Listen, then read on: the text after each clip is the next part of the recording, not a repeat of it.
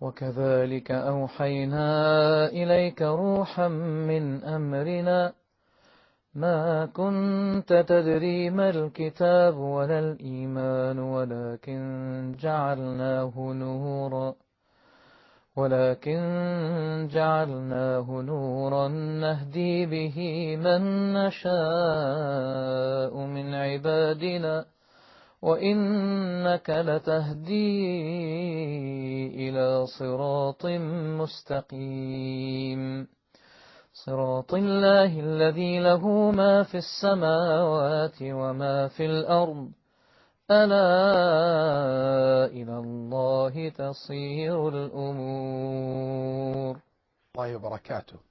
Welcome to one of the new episodes from your program, The Robe Which Binds Us, Sunnah and Jamaa'ah. Today we would like to talk about the Sunnah in more in details. And I choose to start with talking about the importance of holding and following the Sunnah of the Prophet ﷺ, because it is the first and the most clear manifestation of holding into the intangible Jama'ah. Following the Sunnah of the Prophet ﷺ is very, very important for those who want to bring this ummah together, because the Prophet ﷺ guidance is the best guidance, and the Prophet ﷺ's guidance are the best guidance. The Prophet ﷺ's way of life meant to be a role model for all of us. That's why I believe that we should start with the issue of following the Sunnah of the Prophet ﷺ as the first manifestation of holding into the intangible Jama'ah. No doubt that following the Prophet ﷺ Sunnah is an obligation upon every Muslim. Allah subhanahu wa ta'ala have ordered us, Allah subhanahu wa ta'ala has ordered us to accept and to obey all the Prophet ﷺ's commands to us.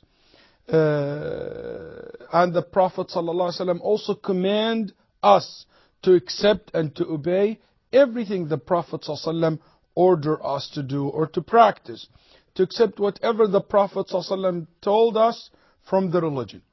That's why, for instance, when Umar and Ibn Abbas radiallahu anhum jami'an mentioned some of the containers that Muslims are not allowed to use in drinking, after they mentioned these containers, they recited the verse which is in Surah 59, verse 7, وَمَا آتَاكُمُ الرَّسُولُ فَخُذُوهُ وَمَا نَهَاكُمْ عَنْهُ فَانْتَهُوا وَاتَّقُوا اللَّهَ إِنَّ اللَّهَ شَدِيدُ الْعِقَابِ. So take what the apostle or the prophet or the messenger assigns to you, and deny yourself that which he forbids you. Basically, Allah subhanahu wa ta'ala ordering us in this verse to take whatever the Prophet ﷺ ordered us to do, and to leave and to abstain from whatever the Prophet ﷺ forbade. So might somebody say, why I cannot use this containers or that container? But Ibn Abbas and Umar radiallahu anh mentioned that we don't use these containers in drinking because the Prophet ﷺ said so, and they quoted this verse. There is also another famous story where Abdullah ibn Mas'ud radiallahu anh wa ardah mentioned the Prophet sallallahu alaihi wasallam or mentioned the rule in regard to plucking the eyebrow, and that the one who pluck her eyebrows or the one who pluck others' eyebrows been cursed by Allah and His Messenger. A woman from Bani Asad, a tribe called Asad, came to him and she said, I'm an educated woman. I read the whole entire Qur'an and I couldn't find any single verse saying or suggesting that Allah cursing such woman or such a person. Ibn Mas'ud radiallahu anh told her, if you read the Qur'an, surely you have passed by this verse. She said, where is it? This is the Mus'haf. Please show it to me. Show me this verse. Then he recited the same verse that Umar and Ibn Abbas radiallahu anhum ajma'in recited. وَمَا آتَاكُمُ الرَّسُولُ فَخُذُوهُ. Whatever the messenger assigned to you, accept it, take it, obey the messenger, the order of your messenger. And whatever he forbade you to do, abstain from it, stay away from it. It's forbidden for you to do it. Then when he recited this verse, he commented by saying, I heard the Prophet ﷺ said so and so, and related to such woman. That's why Al-Imam al-Shafi'i rahimahullah said, I have never heard of anyone that is considered by others as a scholar, or even consider himself to be a scholar, who disagree that Allah has made following the Prophet sallallahu alaihi wasallam, accepting him and obeying him, obligatory. End of the quote. So, it is so clear for all of us that obeying the Prophet ﷺ, accepting the Sunnah, the tradition of the Prophet ﷺ, is obligatory. Some people sometimes raise this question. So anything from the Prophet ﷺ tradition, it means I have to do it? Okay, from the Prophet ﷺ Sunnah, to pray 2 rak'ah after Maghrib, or to pray 2 rak'ahs before Fajr. Does it mean these 2 rak'ahs became obligatory based on this? Some people sometimes get confused in this area. But to clarify this, I found what Shaykhna Shaykh Abdul Razzaq Afifi rahimahullah explained this in a very beautiful way in his comment in the book of Al-Amidi, Al-Ihkam. He said that following the Sunnah of the Prophet ﷺ is obligatory upon all Muslims. What meant by that, what the scholars means by that it's obligatory to believe in and accept the way the Prophet ﷺ explained the religion. It's obligatory to follow his Sunnah as a whole, considering what he made obligatory to be obligatory, and what he made recommended to be recommended, and what he made to be permissible to be kept permissible. So no one can come and say the 2 rak'ahs before Fajr, I want me to change that to become obligatory, like the Fajr itself. This person has gone against what? The way of the Prophet ﷺ. Because the way of the Prophet ﷺ is that the Fajr prayer is obligatory and the 2 rak'ah before the Fajr prayer are only recommended. Here it goes back to what I said earlier in maybe 2 or 3 episodes ago about the definition of Sunnah.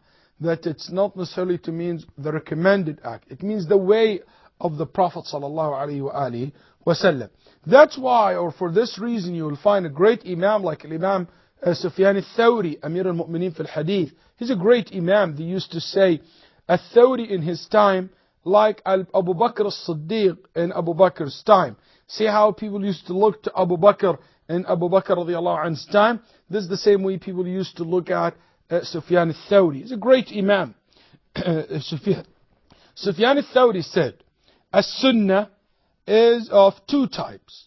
A Sunnah that taking of which is a guidance, and leaving of which is a misguidance. And a Sunnah which is taking of is a guidance, but leaving it is not a misguidance. Yani, what he means by that, there is a Sunnah, if you leave it, you will be misguided. You will be dal. You will leave Islam. If you leave the way of the Prophet ﷺ. But there is other issue in the way of the Prophet ﷺ. Small details, things which is recommended or permissible. You might not be, for some reason, you did not pray the 2 rak'ahs of the Fajr in that day. It doesn't mean that you will be misguided. But if you cancel it, if you change the rules, if you said there is no need for it, if you said let's just take it out from the religion, in this case you will be misguided. In more clear words, Makhul, which is one of the Tabi'een, the great scholars among the Tabi'een, said, the successors said, a sunnah is of two types. A sunnah, the taking of, which is an obligation, and the leaving of, which is kufr. And a sunnah, which is the taking of, is virtuous and recommended, but leaving it is not a sin. So here the first type of sunnah, talking about the way of the Prophet. If you choose other than the Prophet ﷺ to follow his footsteps, to take his way, this is kufr. And if somebody, no, when you come to the sunnah which is related to the sunnah as a recommended act, leaving any recommended act is not a kufr, it's not even a sin. It's not even a sin. So, we're talking here about following the sunnah as a whole. The way of the Prophet ﷺ. That's what we are talking about here in this course or in this program. Following the Prophet ﷺ's sunnah, or the obligation, the evidence proving the obligation to follow the sunnah of the Prophet ﷺ are so many. You will find these rules, the scholars categorize them to, or said there is different type of rules. Rules from Qur'an, or evidence from Qur'an. Evidence from the Prophet ﷺ's statements and sunnah. Also there is ijma', consensus among the scholars. Observation, and qiyas al-awla, or a prior analogy. And also the logic, but what we can do, we can say just the logic, and that will include the prior analogy.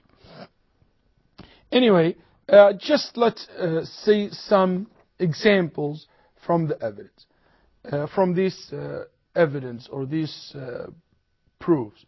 From the Qur'an, Al-Imam Ahmad rahimahullah said, I read the whole entire Qur'an, and I found that Allah has ordered us to obey the Prophet ﷺ 33 times.